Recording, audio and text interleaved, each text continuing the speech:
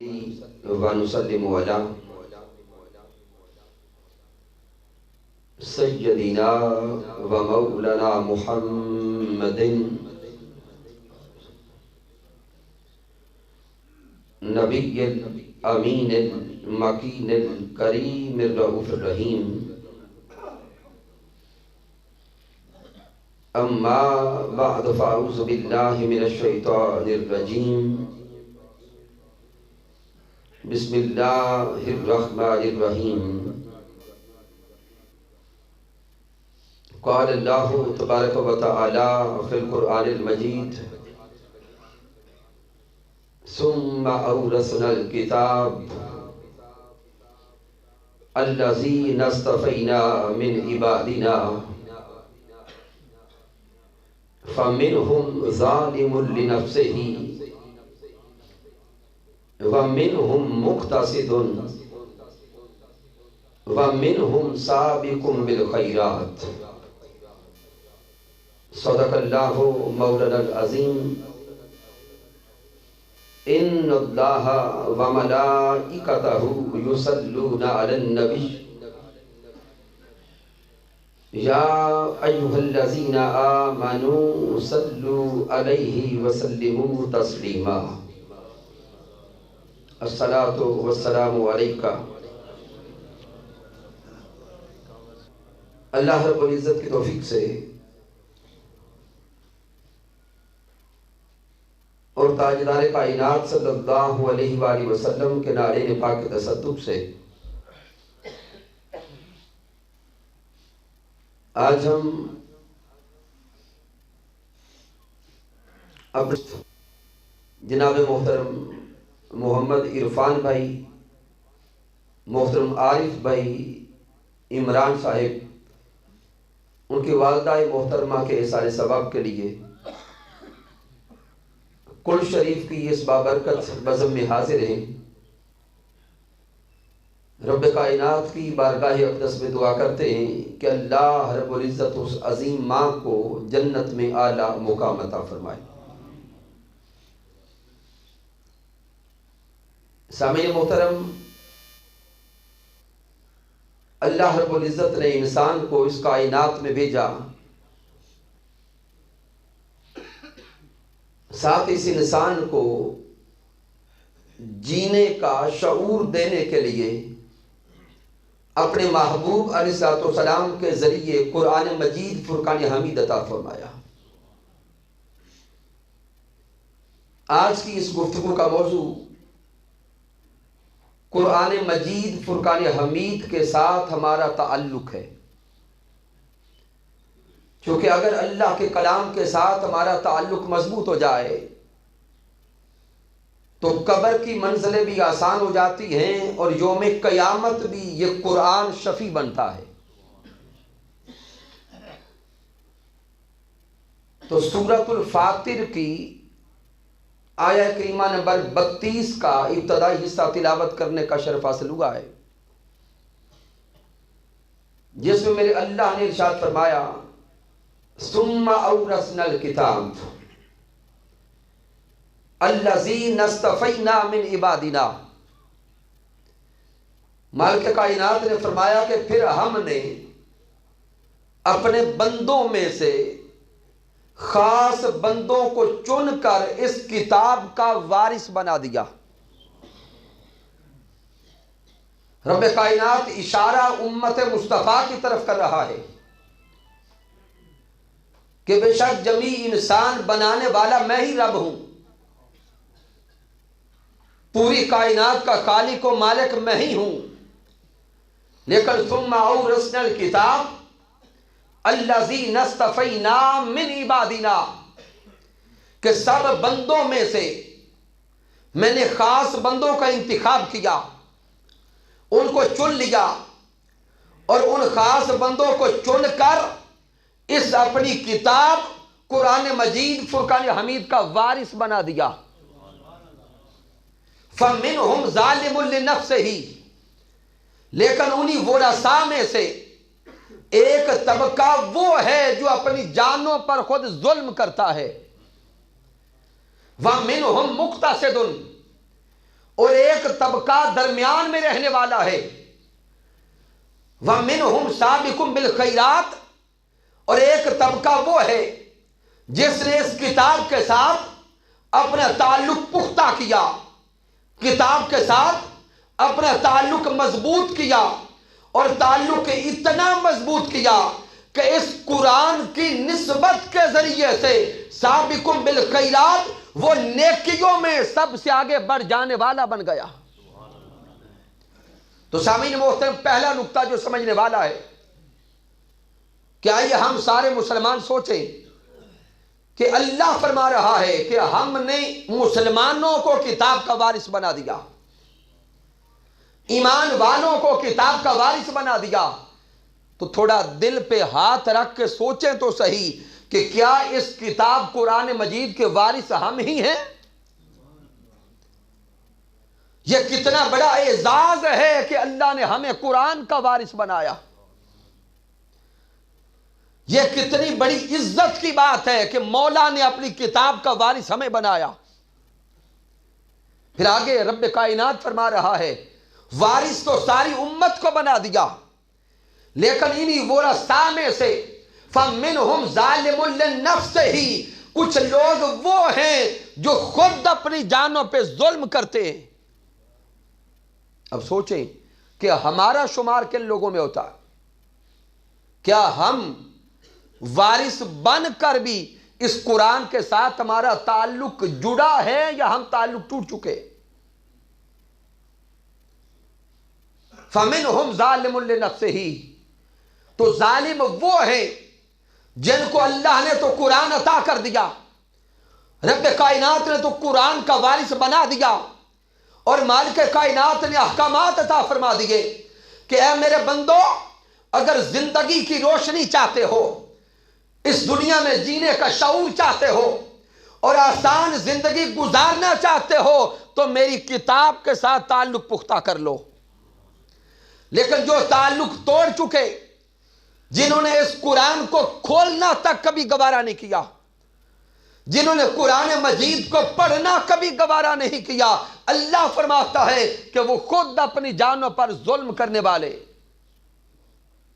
وَمِنْهُمْ مُقْتَصِدٌ، اللہ فرماتا ہے کچھ درمیانے طبقے میں رہنے والے لوگ ہیں کہ کبھی کبھی اس قرآن کو کھول لیتے ہیں، کبھی کبھی جب کبھی اللہ کا ڈر آتا ہے، کبھی اللہ کا خوف طاری ہوتا ہے، کبھی کسی کی موت یاد آتی ہے، کبھی جسم کے رونگٹے کھڑے ہوتے ہیں، تو کبھی کبھی اللہ سے ڈر کے اس قرآن کو کھول لیتے ہیں، پھر کبھی چھوڑ دیتے ہیں، پھر کبھی کھول کے پڑھ لیتے ہیں، پھر چھوڑ دیتے ہیں۔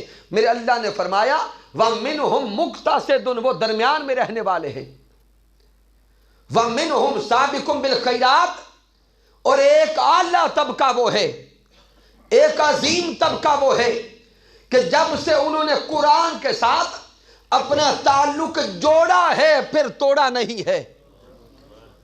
انہوں نے قرآن کے ساتھ اپنا رشتہ ایسا جوڑا، ناطہ ایسا جوڑا، نسبت ایسی قائم کی کہ قرآن مجید سے علم لے کر، روشنی لے کر، شعور لے کر، زندگی کا ایک ایک لمحہ قرآن مجید کی تعلیمات کے مطابق گزارتے۔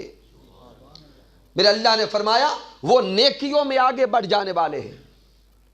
تو آئیے سب سے پہلے تو ہم اپنے بارے میں خود سوچیں، اپنے دل سے پوچھیں، اپنے من سے پوچھیں کہ ہمارا شمار کس طبقہ میں ہے۔ پھر سامعین، جب رب کائنات نے یہ قرآن ہمیں عطا فرما دیا، اگر آپ احباب تھوڑے قریب آ جائیں تاکہ پیچھے جگہ بن جائے، لوگ آ رہے ہیں، تو سامعین محترم اگر ہم توجہ کریں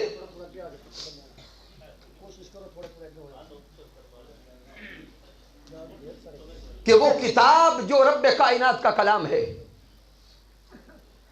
جس کو رب کائنات نے اپنے سوہنے محبوب حضرت محمد مصطفیٰ صلی اللہ علیہ وسلم کے قلب اطہر پہ نازل کیا ہے، اس کتاب کا وارث ہمیں بنا دیا۔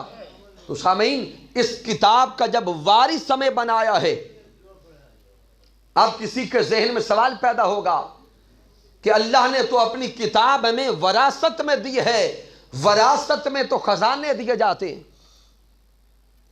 وارث تو مال و دولت کا بنایا جاتا ہے، وارث تو جائیداد کا بنایا جاتا ہے، تو کیا قرآن بھی کوئی خزانہ ہے؟ تو کیا یہ قرآن میں بھی کوئی مال و دولت ہے؟ تو سامعین یہ نقطہ دل کی تختی پر لکھ کے جائیں، اس کائنات ارضی میں اگر کوئی دولت دیکھنا چاہتا ہے اور خزانہ دیکھنا چاہتا ہے تو اس روئے زمین پر کائنات کا سب سے بڑا خزانہ اللہ کا کلام ہے۔ کیونکہ علم کی دولت چاہتے ہو تو وہ بھی اسی قرآن کے اندر، تقویٰ کی دولت چاہتے ہو وہ بھی اسی قرآن کے اندر، ایمان کی دولت چاہتے ہو وہ بھی اسی قرآن کے اندر، معرفت کی دولت چاہتے ہو وہ بھی اسی قرآن کے اندر، اگر دنیا کی کامیابی چاہتے ہو تو وہ بھی اسی قرآن سے ملے گی، یوم قیامت کی کامیابی چاہتے ہو تو وہ بھی اسی قرآن سے ملے گی۔ یہ اتنا بڑا خزانہ ہے اور اللہ نے ہمیں عطا فرما دیا۔ تو اب سوچیں، جب ہمیں کوئی خزانہ وراثت میں ملتا ہے، کیا اس خزانہ کی ہم قدر کرتے ہیں یا نہیں کرتے؟ بولے کرتے ہیں، اور قدر کرنی چاہیے۔ تو جب مالک کائنات نے ہمیں یہ عظیم خزانہ عطا فرما دیا اپنا کلام، تو آج یہ چند کلمات یاد کر کے جائیں کہ اس قرآن کے ہر مومن پر کم از کم 7 حقوق ہیں۔ ہر مسلمان پر، ہر مومن پر قرآن مجید کے کم از کم کتنے حقوق؟ 7 حقوق ہیں۔ آج آئیے وہ حقوق یاد کریں اس عظیم ماں کے سال ثواب کی محفل کی نسبت سے۔ اگر ان حقوق میں سے کسی ایک حق کو بھی نبھا لیا تو یہ سال ثواب ہمیشہ کے لیے اس ماں کو جاتا رہے گا۔ تو جان لے، قرآن مجید فرقان حمید کا پہلا حق ہے ایمان بالقرآن۔ پہلا حق ایمان بالقرآن۔ قرآن مجید کا دوسرا حق تعظیم بالقرآن۔ میں عرض کر رہا تھا کہ اس قرآن مجید فرقان حمید کے ہر مومن پر کم از کم 7 حقوق ہیں۔ قرآن مجید کا پہلا حق ایمان بالقرآن، قرآن مجید کا دوسرا حق تعظیم بالقرآن، قرآن مجید کا تیسرا حق تلاوت قرآن، قرآن مجید کا چوتھا حق سماع قرآن، قرآن مجید کا 5واں حق فہم قرآن، چھٹا حق عمل بالقرآن، اور 7واں حق تبلیغ قرآن۔ کیونکہ اب وقت مختصر ہے کہ میں ایک ایک حق کو تفصیل سے بیان کروں، میں صرف 2 یا 3 کی تفصیل کے چند جملے عرض کر دیتا ہوں، باقی ہر انسان کوشش کرے گا یہ نکتے خود سمجھ جائے گا۔ اللہ کے کلام کا پہلا حق ہم پر ہے ایمان بالقرآن، قرآن مجید پر ایمان لانا، اللہ کے کلام پر ایمان لایا جائے۔ اب سارے احباب تشریف فرمائے، یہ کہیں گے کہ ہم سارے ایمان لاتے ہیں، الحمدللہ، اور ایمان کا درجہ کیا ہو؟ رب کائنات نے فرمایا ذالک الکتاب لا ریب فیہ، یہ وہ کتاب ہے جس میں شک و شبہ کی گنجائش نہیں ہے۔ اس کے اندر جو رب کائنات نے فرما دیا وہی حق ہے اور وہی سچ ہے۔ پھر دوسرا حق تعظیم بالقرآن، قرآن مجید کی تعظیم کرنا، تکریم کرنا، ادب بجا لانا۔ اس کلام کا ادب یہ ہے، میرے اللہ نے فرمایا لا یمسہ الا المطہرون، کہ اس قرآن کو ہاتھ لگانے سے پہلے اپنے آپ کو پاک کر لو، پہلے اپنے آپ کو پاکیزہ کرو، غسل کرو، وضو کرو، اپنے آپ کو صاف اور ستھرا کرو۔ جب صاف اور ستھرے ہو گئے تو پھر اس کتاب کو ہاتھ لگاؤ، یہ اس کتاب کا ادب ہے۔ پھر قرآن مجید کا تیسرا حق تلاوت قرآن۔ تیسرا حق کیا ہے؟ تلاوت قرآن۔ سامعین، اس تلاوت قرآن کے حق میں تلاوت سیکھنے سے لے کر تلاوت کو روز کے معمول بنانے تک کا یہ سارا حصہ شامل ہے. تلاوت سیکھنے سے لے کر، یعنی ناظرہ قرآن مجید سیکھنے پڑھنے سے لے کر پھر اس تلاوت کو زندگی کا حصہ بنانے تک، یہ سب اس میں شامل ہے. تو آج اگر ہم سوچیں کہ ہم تلاوت قرآن مجید کرتے تو ہوں گے، تو قرآن مجید کو ہم نے سیکھا ہوا کیسے ہے؟ کیا ہم اس کلام کی تلاوت معروف کرتے ہیں یا مجہول کرتے ہیں؟ ہمارے ہاں تو اللہ ماشاء اللہ اس قرآن کو سیکھنے کا انداز یہ ہے، ہم اس قرآن کو بھی اردو کے پیٹرن سے پڑھتے ہیں. مثال کے طور پہ حروف تہجی جب ہم نے پڑھی، جس سے پڑھا اگر وہ خود کوئی قاری نہیں تھا، تجوید و قرات کو سمجھنے اور جاننے والا نہیں تھا، تو ہم نے یوں پڑھا الف بے تے سے. سامعین، اس انداز سے قرآن پڑھنا غلط ہے. اگر قرآن پڑھنا ہے تو کسی قاری سے بیٹھ کر پڑھے، الف با تا سا جیم ہا خا، اس کے مخارج کا اہتمام کرے. یہ اللہ کے کلام کا حق ہے. ہم زندگی میں باقی سب کچھ کرنے پہ توجہ دیتے ہیں، لیکن اللہ کے کلام کے سیکھنے پہ توجہ نہیں دیتے. اپنی اولادوں کو انگلش میڈیم پڑھانے پر لاکھوں روپیہ تو لگا دیتے ہیں، لیکن اولادوں کو قرآن پڑھانے کے لیے اچھے قاری کا اہتمام نہیں کرتے. اور پھر حال یہ ہوتا ہے کہ جب اپنا جنازہ پڑھا ہوتا ہے تو اولادیں وہ ہوتی ہیں جن کو جنازہ تک پڑھنا نہیں آتا، پھر روتے ہیں کہ ہم نے کیا. تو قرآن مجید فرقان حمید کو معروف طریقے سے پڑھنا شروع کرے. اور جنہوں نے اس انداز سے زندگی میں نہیں پڑھا، موقع نہیں ملا، وہ زندگی کے جس حصہ میں بھی ہیں کوشش کریں کہ قرآن مجید کو سیکھنا شروع کریں، اس کلام کے ساتھ تعلق جوڑے. اور اگر میرا کوئی دوست یہ سوچ رہا ہو کہ فرق کیا پڑے گا، تو سامعین جب مجہول طریقے سے پڑھتے ہیں تو بندہ غلطیاں کرتا ہے. رب کائنات کا کلام کچھ اور تھا، وہ بدل کے اپنی طرف سے کچھ اور بناتا رہتا ہے، لحن جلی کرتا ہے. لحن جلی سے مراد بڑی غلطی یہ جان لیں کہ اگر تلاوت قرآن کرتے ہوئے بندہ لحن جلی کر رہا ہو تو وہ ثواب نہیں ملتا، گناہ ہوتا ہے. اب کہیں گے وہ کیا ہے؟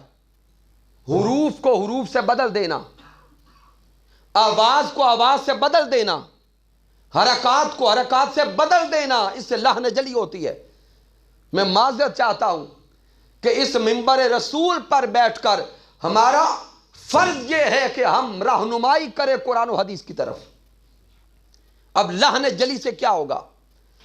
یعنی اگر آپ الف با تا سا حروف تہجی کو دیکھیں تو ایک لفظ حرف آئے گا ہا. میں صرف کی مثال دینے لگا ہوں. ایک ہے ہا جسے ہا حلوائی والی کہتے ہیں، اور ایک ہے ہا جسے ہا دو آنکھ والی کہتے ہیں. اب جب ہم نماز پڑھنا شروع کرتے ہیں، سورۃ الفاتحہ پہ آتے ہیں تو ہم پڑھتے ہیں الحمدللہ رب العالمین. معنی کیا ہے؟ تمام تعریفیں اللہ کے لیے. الفاظ کیا ہیں؟ الحمدللہ رب العالمین. اگر ہم نے مجہول پڑھا ہے، ہمیں حروف کے مخارج کی سمجھ نہیں ہے، تو اکثر آپ پڑھتے ہوئے سنیں گے الحمدللہ رب العالمین. اگر الحمدو کو الحمدو بنا دیا تو یہ غلطی ہو گئی، لحن جلی ہو گئی. اب کہیں گے فرق کیا پڑا؟ میں فرق سمجھانے لگا ہوں. اگر ہا کو ہا میں بدل دیا، الحمدللہ رب العالمین، معنی یہ تھا تمام تعریفیں اللہ کے لیے. اگر ہا دو آنکھ والی آ گئی تو اس کا معنی ہے پھٹے پرانے کپڑے. توجہ کرنا ان کلمات پر. الحمدللہ رب العالمین معاذ اللہ، اگر یہ کہہ دیا تو معنی بنے گا تمام پھٹے پرانے کپڑے اللہ کے لیے. تو اب تھوڑا سا گہرائی میں ڈوب کر سوچے تو صحیح، یہ ہم نے نیکیاں کمائیں یا کچھ اور کر لیا؟ لیکن ہمیں سمجھ نہ تھی کہ ہم نے کرنا کیا ہے. ہمیں شعور کسی نے نہ دیا، ہمیں یہ فہم مل نہ سکا کہ قرآن مجید کو تلاوت کرنے کا بھی کوئی حق ہے۔ رب کائنات نے فرمایا وَرَتِّلِ الْقُرْآنَ تَرْتِیلًا، اس کلام کو یوں پڑھو جیسے پڑھنے کا حق ہے۔ پھر جب تلاوت قرآن کریں، جو صحیح اور درست لہجہ سے تلاوت کرتا ہے، اب سنیں اس کو ملتا کیا ہے۔ حضرت ابو ہریرہ رضی اللہ تعالی عنہ سے روایت ہے، میرے آقا نے فرمایا کہ جب قیامت کا دن ہوگا، اللہ کا کلام قرآن مجید اللہ کی بارگاہ میں حاضر ہوگا اور رب کائنات سے عرض کرے گا مولا، وہ لوگ جنہوں نے دنیا میں میرا حق ادا کیا ہے، جنہوں نے دنیا میں میرے ساتھ تعلق جوڑا ہے، مولا میں ان کی سفارش کرتا ہوں کہ آج قیامت کے دن تو انہیں عزتیں عطا فرما۔ آیا قرآن رب کی بارگاہ میں سفارش کرے گا کہ مولا آج یوم قیامت تو اہل قرآن کو عزتیں عطا کر۔ میرے آقا فرماتے ہیں کہ ان حاملین قرآن کو یوم قیامت پھر عزت کا تاج پہنایا جائے گا، عزت کا تاج عطا کیا جائے گا۔ جب پہلی بار میرا اللہ عزت کا تاج عطا فرما دے گا، دوسری بار پھر قرآن اللہ کی بارگاہ میں حاضر ہوگا، عرض کرے گا مولا میں چاہتا یہ ہوں کہ ان میرے ساتھ تعلق جوڑنے والوں کو کچھ اور عطا کر۔ رب کائنات دوبارہ سفارش کرنے پر پھر ان کو کرامت کا تاج پہنائے گا، پھر اور اعلیٰ درجے کے تاج۔ تیسری بار پھر قرآن اللہ کی بارگاہ میں جائے گا، عرض کرے گا مولا میرے ساتھ رشتہ جوڑنے والوں کو کچھ اور عطا کر، کچھ اور رفتیں دے، کچھ اور عزتیں دے۔ اب اللہ قرآن سے پوچھے گا اے قرآن تو بتا تو راضی کیسے ہوگا، تو راضی کیسے ہوگا؟ تو قرآن رب کی بارگاہ میں عرض کرے گا اے مولا میں چاہتا یہ ہوں کہ جو میرے ساتھ جڑے رہے، میرے ساتھ متمسک رہے، میرے حقوق ادا کرتے رہے، مولا تو ان سے راضی ہو جا، مولا تو ان سے راضی ہو جا۔ پھر رب کائنات کا اعلان ہوگا اے حاملین قرآن تم نے قرآن کے ساتھ دنیا میں تعلق جوڑ کے رکھا ہے، میں اعلان کرتا ہوں کہ میں تم سے راضی ہو گیا۔ اب تم اسی قرآن کی تلاوت کرتے جاؤ، جنت کی منزلیں چڑھتے جاؤ، جہاں تک قرآن پڑھتے جاؤ گے وہاں تک جنت کی منزلیں پاتے جاؤ گے۔ تو سامعین یہ ہے وہ قرآن، اگر قرآن مجید کے حقوق ادا کر لیے تو پھر قیامت کے دن یہ قرآن ہمارے حقوق ادا کرے گا، ہمیں رب کی بارگاہ میں عزتوں سے نوازے گا اور مقامات دے گا۔ پھر قرآن مجید فرقان حمید کا چوتھا حق سماع قرآن، اللہ کے کلام کو سنا جائے، سننے کی روٹین بنائی جائے، ہر روز کوشش کرے کہ اللہ کے کلام کو سنا جائے۔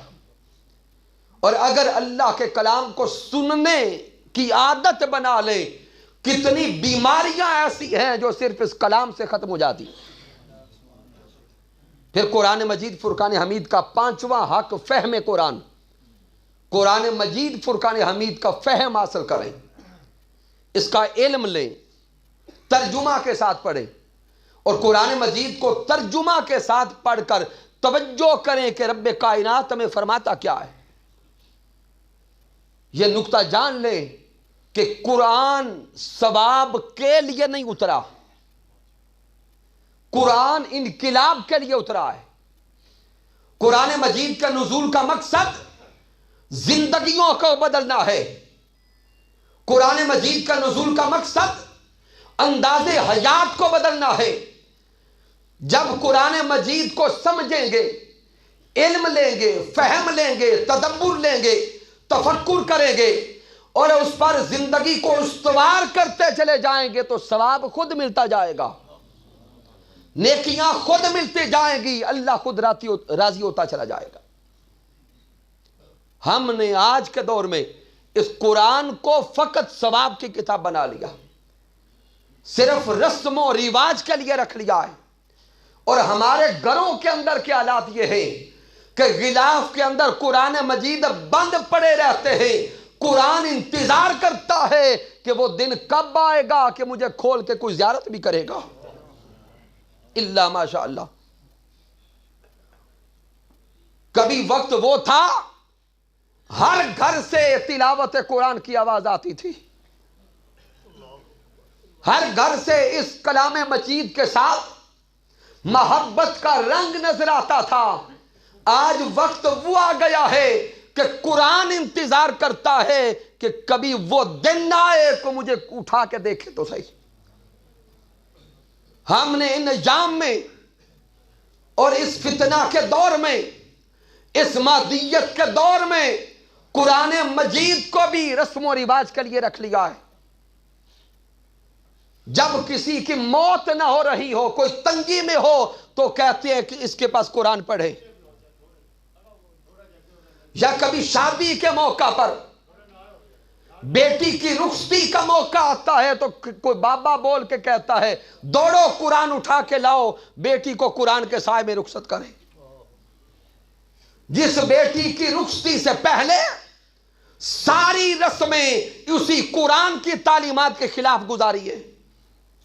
ناچ گانے ہم کرتے ہیں، بے حیائیاں ہم کرتے ہیں، اللہ سے دوریوں کے ذرائع ہم اختیار کرتے ہیں. جب بیٹی گھر سے جانے لگتی ہے تو کہتے ہیں اب قرآن اٹھا کے لائیں. سامعین محترم، آئیے اپنے انداز حیات کو بدلیں، اپنی زندگی کے اعتبار کو بدلیں. یہ زندگی بالکل عارضی ہے. ہم نے اپنی آنکھوں کے سامنے دیکھ لیا کتنے محبت کرنے والے ہمارے دیکھتے دیکھتے ہمیں چھوڑ کے قبر میں چلے گئے. ہم نے اپنے ہاتھوں سے کتنے رشتہ داروں کو خود قبروں میں اتارا ہے. تھوڑا تصور تو کریں. اپنے والدین، عزیز و اقارب، دوست، احباب کل جو ہمارے اندر بستے تھے، ہم نے خود ان کو قبروں تک پہنچایا ہے. وہ وقت آنے والا ہے کہ ہمیں بھی قبروں تک پہنچایا جائے گا. جب روح پرواز کر جائے گی، یہ سارے رشتہ دار تعلق توڑ دیں گے، یہ رشتے توڑ دیں گے. سگی اولاد اب ماں باپ نہیں کہتی، سب کہتے ہیں کہ میت کو اٹھا لو، نام بدل دیتے ہیں. اب گھر میں رکھنے کے لیے راضی کوئی نہیں ہوتا. تو جن کی خاطر مرتے پھرتے ہیں وہ ہماری خاطر پھر نہیں مرتے. اس لیے جو زندگی کی سانسیں باقی ہیں، آئیے مرنے سے پہلے پہلے اپنی قبر کی روشنی ساتھ لے کے جائیں اور اس قرآن کے ساتھ اپنا تعلق پختہ کر کے جائیں. قرآن مجید فرقان حمید کا چھٹا تعلق عمل بالقرآن اور 7واں تعلق تبلیغ قرآن. آج کی اس سال ثواب کی بزم میں اگر ہم نے اس قرآن مجید کے حقوق کو جان لیا اور کسی ایک انسان نے بھی قرآن مجید کے حقوق کو پورا کرنا شروع کر دیا تو یقیناً اس بزم کا حق ادا ہو جائے گا.